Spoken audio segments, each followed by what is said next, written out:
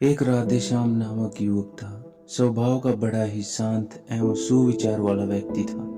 उसका छोटा सा परिवार था जिसमें उसके माता पिता, पत्नी एवं 2 बच्चे थे।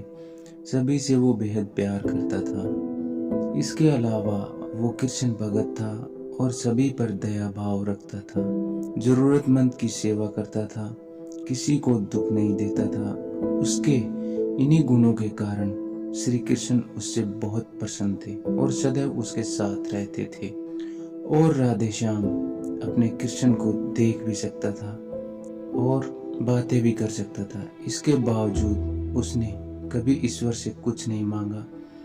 वह बहुत खुश रहता था क्योंकि ईश्वर हमेशा उसके साथ रहते थे, उसे मार्गदर्शन देते थे। राधेश्याम भी कृष्ण को अपने मित्र की तरह ही पुकारता था और उनसे अपने विचारों को बांटता था। एक दिन राधेश्याम के पिता की तबीयत अचानक खराब हो गई।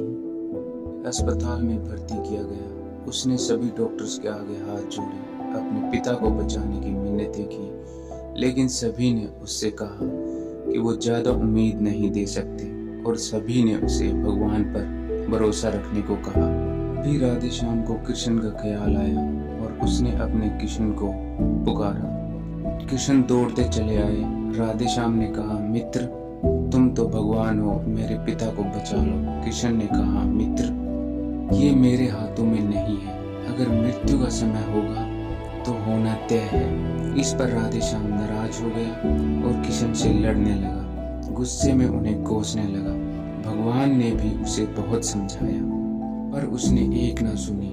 तब भगवान कृष्ण ने उससे कहा, मित्र मैं तुम्हारी मदद कर सकता हूँ, लेकिन इसके लिए तुम्हें एक कार्य करना होगा। राधेश्याम ने तुरंत पूछा, कैसा कार्य? कृष्ण ने कहा, तुम्हें किसी एक घर से मुट्ठी भर ज्वार लानी होगी और ध्यान रखना होगा कि उस परिवार में कभी किसी की मृत्यु न हुई हो। राधेश्याम झट से हाँ बोलकर तलाश में निकल गया। उसने कई दरवाजे खटखटाए। हर घर में ज्वार तो होती, लेकिन ऐसा कोई नहीं होता जिनके परिवार में किसी की मृत्यु न हुई हो। किसी का पिता, किसी का दादा, किसी का भाई, माँ, काकी या बहन। 2 दिन तक भटकने के बाद भी राधेश्याम को ऐसा एक भी घर नहीं मिला। तब उसे एक बात का एहसास हुआ कि मृत्यु एक अटल सत्य है, इसका सामना सभी को करना होता है, इससे कोई भी नहीं भाग सकता। और वो अपने व्यवहार के लिए कृष्ण से क्षमा मांगता है और निर्णय लेता है जब तक उसके पिता जीवित है कि सेवा करेगा। थोड़े दिनों बाद राधेश्याम के पिता स्वर्ग सिधार जाते हैं। उन्हें दुख तो होता है, लेकिन ईश्वर की दी उस सीख के कारण उसका मन शांत रहता है। तो इसी प्रकार हम सभी को सच को स्वीकार करना चाहिए कि मृत्यु एक अटल सत्य है। उसे नकारना मूर्खता है।